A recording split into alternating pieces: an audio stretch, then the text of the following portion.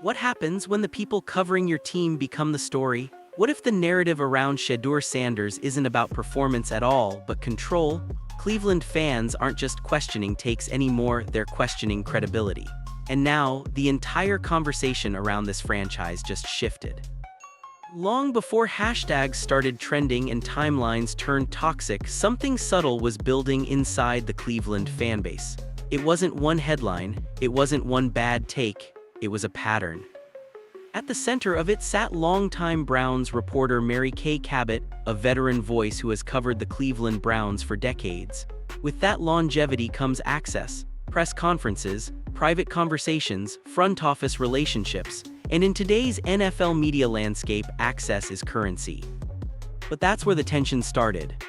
Some fans began noticing a consistent tone in coverage surrounding Shedeur Sanders. The language wasn't explosive. It wasn't outright negative. It was subtle phrases like still developing, questions remain, needs refinement. On their own, those are fair football observations. Every young quarterback faces those evaluations. The issue wasn't the criticism itself, it was the frequency and the framing. When Shedeur showed flashes in camp, the headlines leaned cautious. When he led strong drives in preseason action, the focus often shifted to what still wasn't proven. Meanwhile, anonymous sources began appearing in reports discussing organizational patience or internal competition. Fans started asking a simple question: why does the tone feel different? Inside Cleveland's media ecosystem, access journalism is always a delicate balance. Reporters rely on relationships with coaches, executives, and player agents to break stories. But when reporting consistently echoes front office positioning, some fans interpret that as alignment rather than analysis. And that perception, whether fair or not, began to grow. Social media threads compiled article screenshots. Fans compared tone between national coverage and local reporting. When national analysts praised Shedeur's confidence and leadership upside, local skepticism felt amplified by comparison. None of this proves bias, it proves something else: trust was thinning. In modern sports media, credibility is everything. Once fans start questioning whether narratives are being shaped rather than observed, every headline gets dissected under a microscope. And for a franchise like Cleveland, a team that has cycled through quarterbacks for decades, the sensitivity around the position is magnified. Supporters are desperate for stability. They don't just evaluate performance, they evaluate how that performance is being discussed. The moment fans feel their quarterback is being framed through a lens they don't agree with, friction begins. And by the time people openly called it out, this wasn't just about one article anymore. It was about a pattern that many believed they had finally identified. While debates were heating up online, something else was happening quietly, consistently on the field. Shedeur Sanders wasn't playing like someone overwhelmed by the moment. In fact, in several key stretches, he looked composed beyond his experience level, and that's what made the disconnect feel louder to fans. From early training camp sessions to preseason action, there were flashes that stood out. Tight window throws over the middle, confident pre-snap reads, the ability to reset after pressure without panicking. For a young quarterback in a high-expectation environment like the Cleveland Browns, those traits matter. But it wasn't just mechanics. It was body language. Quarterback is as much about presence as production. Teammates were visibly engaged during his drives. Sideline conversations showed energy, not hesitation. After incomplete passes, he wasn't slumped or rattled. He was communicating, adjusting protections, reviewing coverages. Those are leadership optics, and in today's NFL, optics shape perception quickly. Statistically, the sample size may have been limited, and it's important to acknowledge that. No one was crowning him an MVP, but incremental growth was visible. Decision-making speed improved week over week.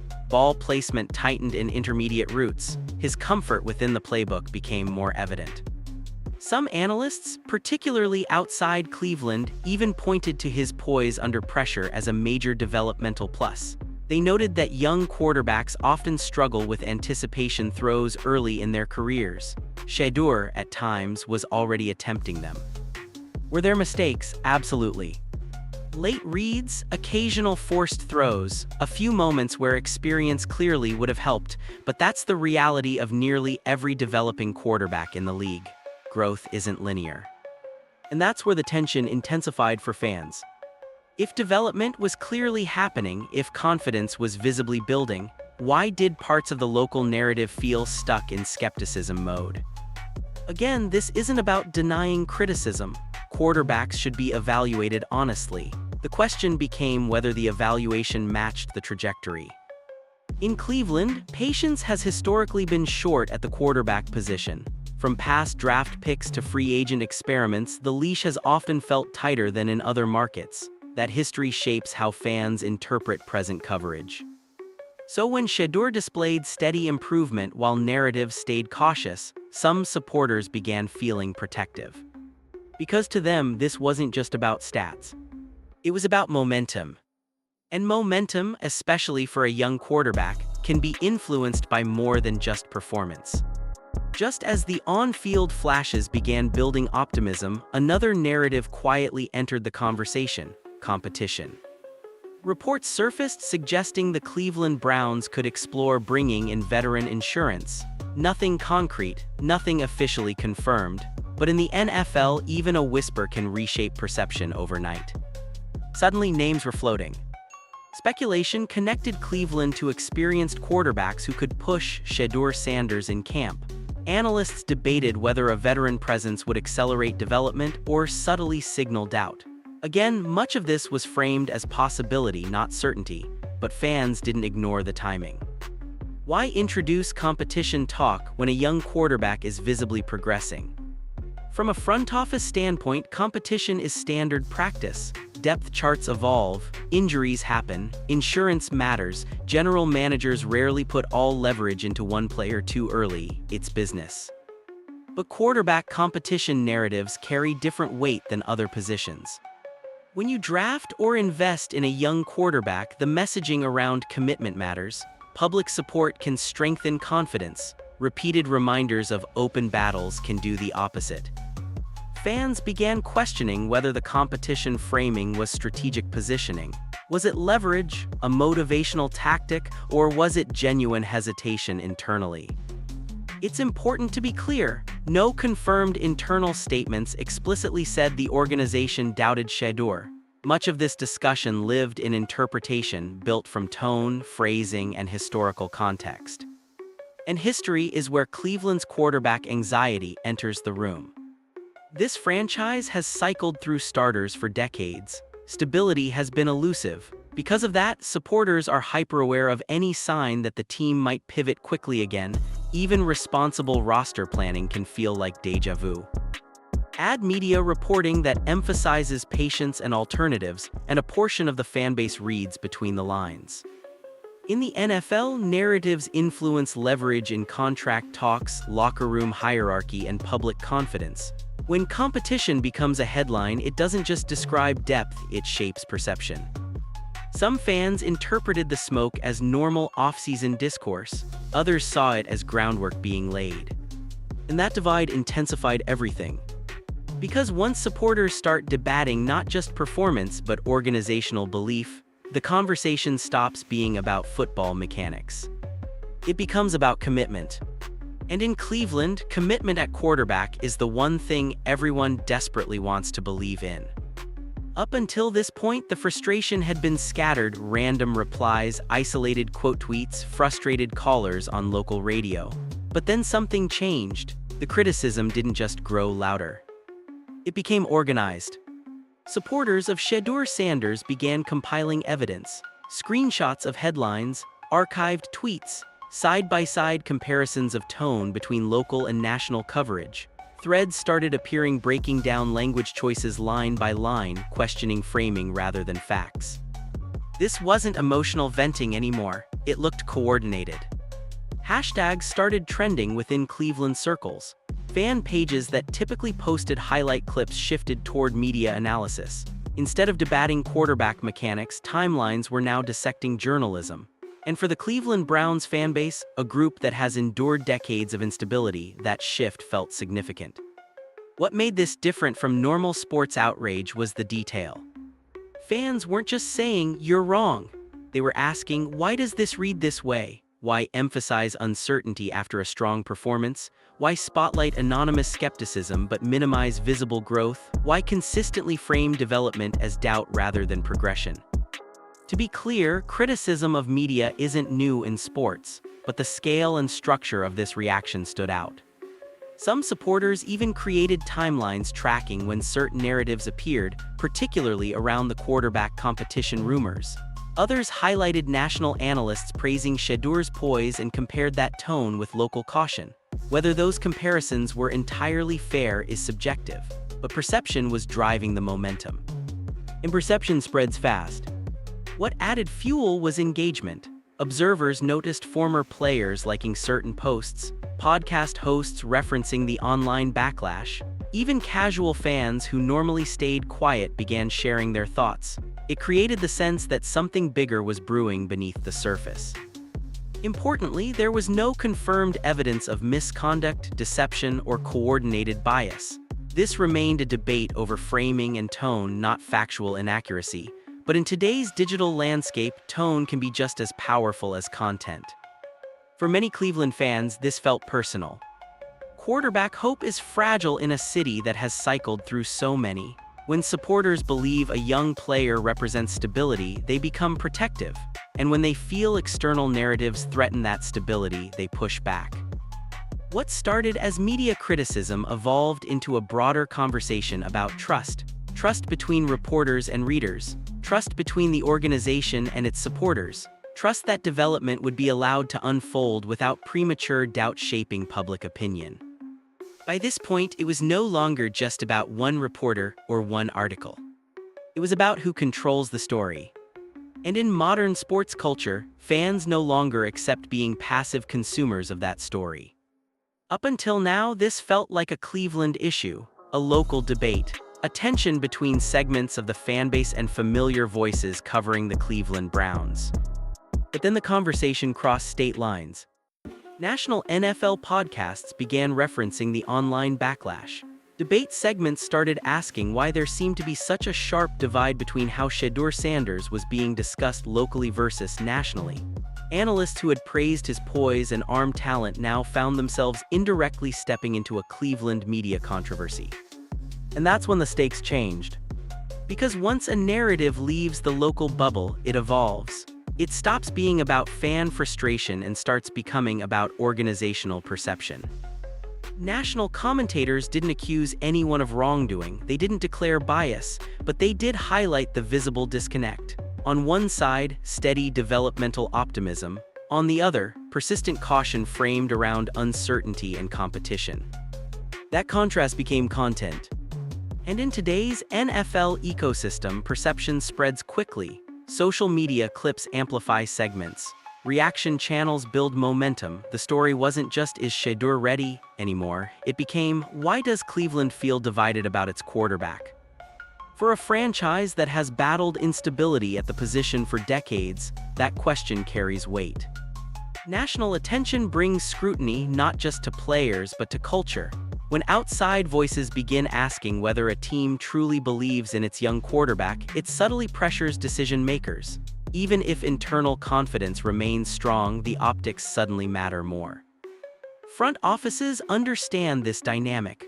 Organizations prefer controlled narratives. They prefer alignment between development plans and public messaging. When that alignment appears fractured, speculation multiplies. There's also a business layer. Quarterbacks drive brand value. They shape ticket sales, merchandise numbers, primetime scheduling, and long-term marketing strategy. If national audiences perceive hesitation surrounding a young signal caller, it can affect how the league at large frames the franchise's future. Again, none of this proves internal dysfunction, but perception influences leverage. National analysts also began revisiting Cleveland's quarterback history. The revolving door, the short leashes, the rapid pivots. That context, when layered onto current reporting tone, fueled debate further. Some commentators defended cautious evaluation, reminding audiences that young quarterbacks must prove consistency over time. Others argued that developmental momentum deserves reinforcement rather than public doubt. The key difference, those debates were no longer confined to Cleveland. Once the conversation expands nationally, silence becomes noticeable. Lack of public reaffirmation can be interpreted in multiple ways, fairly or unfairly.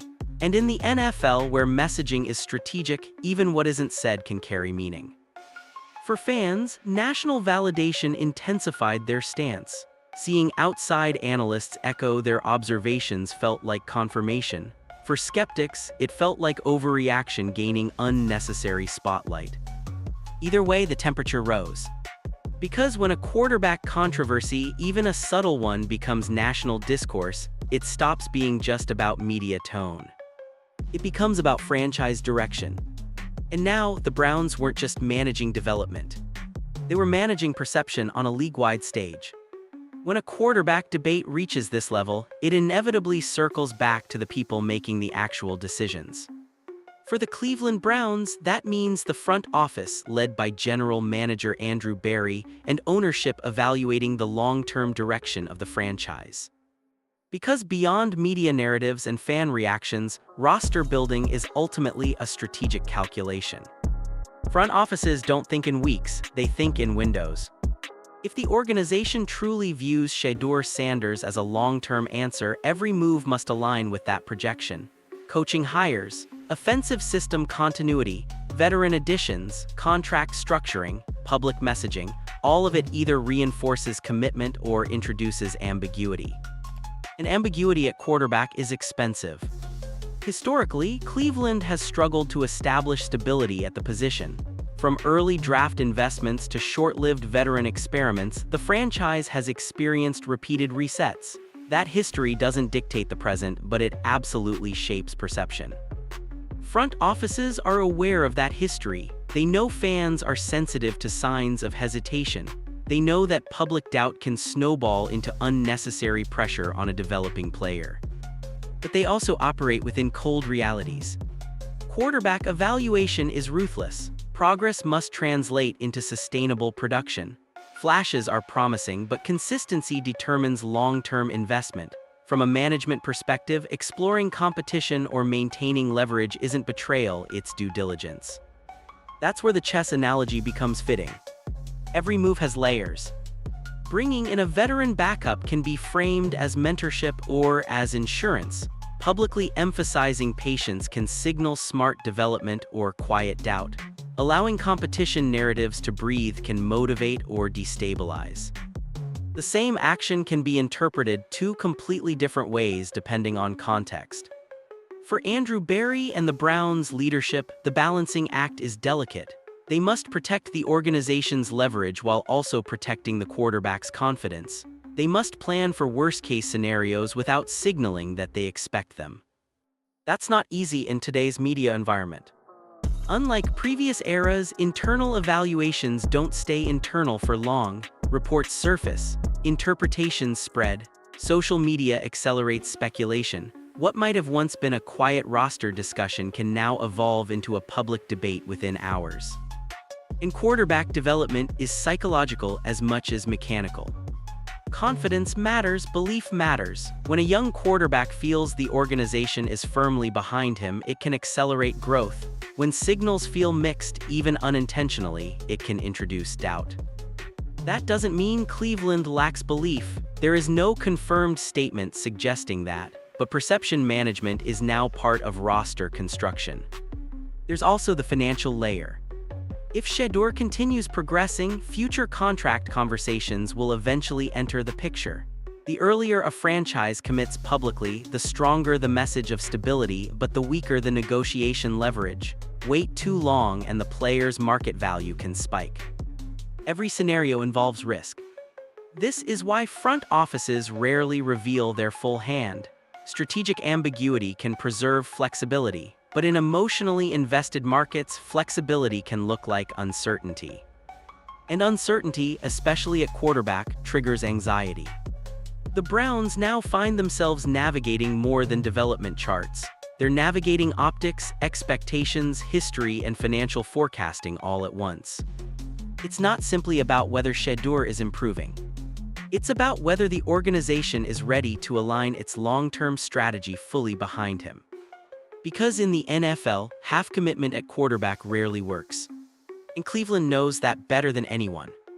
Through all the noise, the headlines, the speculation, the debates about tone and trust, one element has remained surprisingly steady: Shedeur Sanders himself. And that might be the most important factor of all. While fans argued online and analysts dissected narratives, Shedeur's public posture barely shifted. No emotional tweets, no cryptic messages, no visible frustration in press conferences. If anything, his composure became part of the storyline. That matters. Quarterback is the most psychologically demanding position in professional sports. Every throw is magnified, every mistake is replayed, every comment becomes headline material. For a young player navigating both development and controversy, emotional discipline is not optional, it's essential. Observers began pointing out how he handled it. During media sessions, his tone remained measured. When asked about competition, he leaned into confidence without arrogance. When asked about development, he acknowledged growth areas without defensiveness. That balance, self-belief without ego, is rare in younger quarterbacks. And teammates notice that. Leadership isn't declared, it's observed. On the sideline, cameras captured him in constant communication, reviewing coverages, discussing adjustments, encouraging receivers after missed connections. Even after tough drives, his body language rarely showed panic. That steadiness sends a signal to a locker room. In moments of uncertainty, players often look to the quarterback for emotional cues. If he appears rattled, tension spreads. If he remains composed, stability follows. By most visible accounts, Shedeur projected stability. There's also the brand dimension. In today's NFL, quarterbacks are more than players, they're public figures. How they handle adversity shapes endorsement potential, fan loyalty, and league-wide reputation. The way Shedeur navigated this period, at least publicly, arguably strengthened his image among supporters. Some fans even suggested the controversy backfired. Instead of weakening confidence in him, it rallied portions of the fanbase behind him more aggressively. Supporters who might have taken a wait-and-see approach became vocal defenders. Debate sometimes forges loyalty. It's important not to exaggerate that dynamic. Public support does not automatically translate to long-term success. Performance still decides careers, but perception momentum can influence environment, and environment affects development. Another layer to consider is upbringing. Shedeur grew up around high-level football scrutiny. Media attention has followed him for years. That early exposure may have prepared him for navigating public narratives more effectively than many rookies. Pressure wasn't new, it was familiar. And familiarity reduces panic. Of course, none of this guarantees outcomes. Composure doesn't eliminate defensive schemes. Confidence doesn't replace execution. He will still have to prove consistency over a full season. The league adjusts quickly. Defensive coordinators study tendencies. Sophomore slumps are real. But the mental component, the ability to remain steady while narratives swirl, is a competitive advantage. The bigger question now isn't just about mechanics or competition. It's about alignment. If the organization, the locker room, and the fan base rally behind a quarterback who remains publicly composed through turbulence, momentum can accelerate. If signals remain mixed, tension can linger beneath the surface. Right now, the most stable variable in this entire situation appears to be the player at the center of it. And in the NFL, when everything around a young quarterback feels uncertain, that internal steadiness can become the difference between growth and fracture. At its core, this was never just about one article, one headline, or one press conference moment. It became something much larger, a conversation about trust. Trust between fans and media. Trust between the organization and its quarterback. Trust between perception and reality. The Cleveland Browns are no strangers to quarterback turbulence. Decades of instability at the position have conditioned the fanbase to brace for disappointment before it even arrives. That history doesn't automatically define the present, but it absolutely influences how every new development is interpreted. So when debates surfaced around reporting tone and competition narratives surrounding Shedeur Sanders, the reaction wasn't just emotional, it was protective. Fans don't simply want a talented quarterback, they want commitment. they want clarity, they want to feel like the organization sees what they see when flashes of promise appear on the field. On the other side, media voices, including long-established reporters like Mary Kay Cabot, operate within a professional framework built on evaluation, access, and cautious analysis. Skepticism isn't sabotage. It's often part of responsible reporting, but in a sensitive environment, tone can carry as much weight as content. And that's where power enters the equation. In today's NFL, narratives shape reality almost as quickly as performance does. A quarterback labeled developing receives patience. A quarterback labeled uncertain invites contingency planning. Even subtle framing can influence how national audiences, sponsors, and even teammates interpret trajectory. Power over narrative isn't absolute, but it's influential. The Browns' front office, led by Andrew Berry, now faces a layered balancing act. Public overcommitment too early can reduce leverage. Excessive caution can unintentionally signal hesitation. Strategic ambiguity preserves flexibility, but it also fuels speculation. There is no simple formula.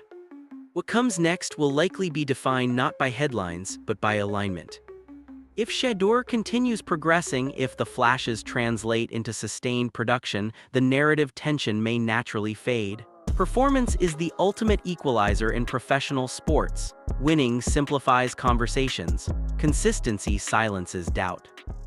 But if inconsistency appears, the existing narrative divide could intensify. Skeptics will feel validated, supporters will feel defensive, media analysis will sharpen, and the organization will be forced to communicate more directly. That's the crossroads. Because this moment is about more than quarterback reps. It's about whether Cleveland can finally build unified belief around a young signal caller without fragmentation between reporting, perception, and internal strategy. For Shedeur himself, the path remains clear: preparation, execution, composure.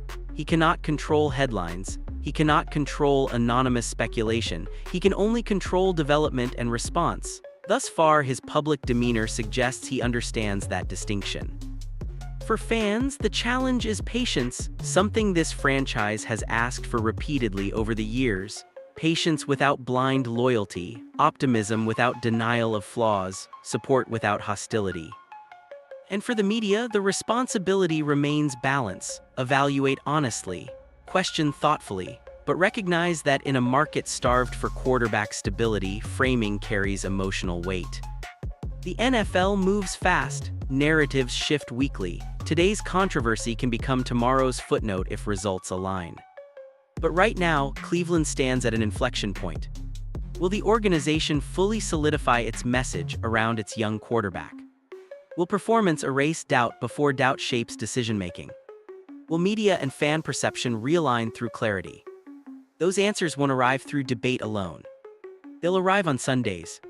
Because in the end, no matter how powerful narratives become, they still chase the same thing: results. And if the Browns finally get those at quarterback, the conversation won't be about trust or tone anymore. It'll be about something this city has been waiting for: stability.